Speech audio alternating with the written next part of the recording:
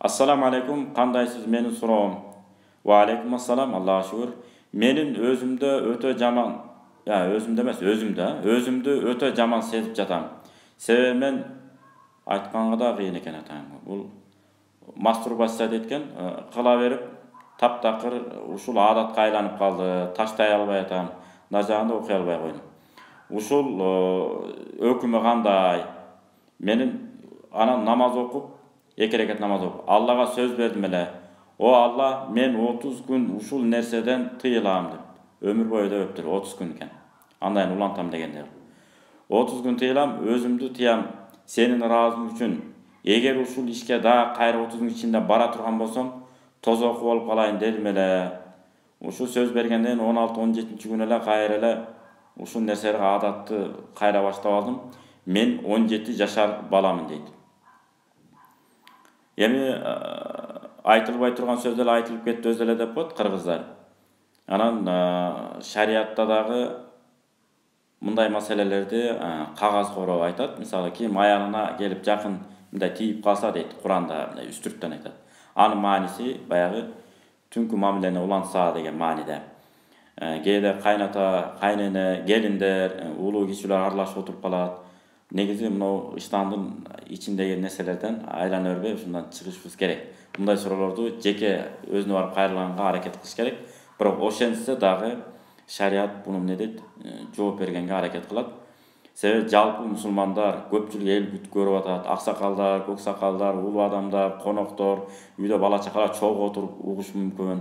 Ошондо ыңгайсыз болуп калат. Ошон үчүн улуу сөздө уят жок дегендей, кыргыздар муну дагы жөнгө салып коюптур. Жооп бергенге аракет жасайлы. Алла Таала Муъминун сүрөсүндө мындай дейт. Бисмиллахир-рахманир-рахим. Валлазина хум лифуружихим хафизун. Менин чыныгы момун пенделерим ушундай болот. Уяттуу жерлерин сактай билет. Уяттуу жерлерин сактай билет. Мунир тафсиринде келет. Ошо сизге окшоп, эгерде мээсине тээп такыр чыдабай калган болсо, үйлөнсүн дейт. Үйлөнсүн дейт. Эгерде үйлөнгөнгө пайгамбар хадистер бар, башка жакта келет, улантысында бул аятка ачыктама катары.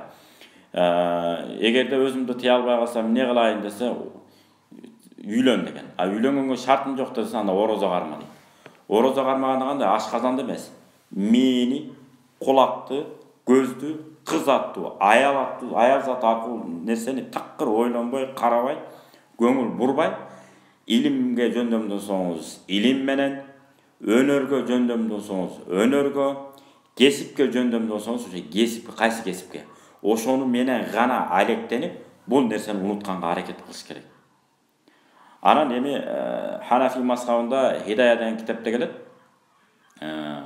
Таптакыр эле токтой албай, баягы зына ишке барып, туура эмес жолго барып калуу коркунуч болсо, ошол кезде гана уруксат өзүн токтотуп калуу максатында дейт. Бирок адатка өнөкөткө айланып албасын дейт.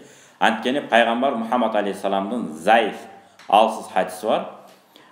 Колуна үйлөнүп алгандарга Алланын каргышы жааптыр деген. Алсыз хадис бул зажир үчүн айтылып калган. Ошондуктан Мунир тафсиринде келет.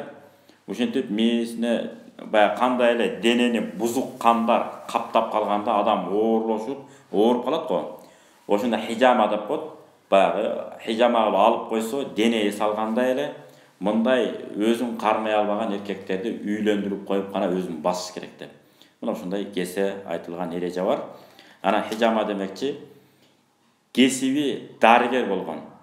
Атайын мамлекеттик дарыгерчилик окуу жайды бүткөн, же болбосо ошол окуу жайда бүткөн дарыгерлердин колунда сабак алып үйрөнгөн мыкты хижамачы кан алгычтарга барып алдырбасаңыздар, өз алдынча үйлөнүп алгандардан кесилбей турган, алынбай турган, кесилбей турган жерлер кесилип, алынбай турган кандар барып алдырылып, оорукчан болуп калгандар да бар. Ошолордон этият болуңуздар.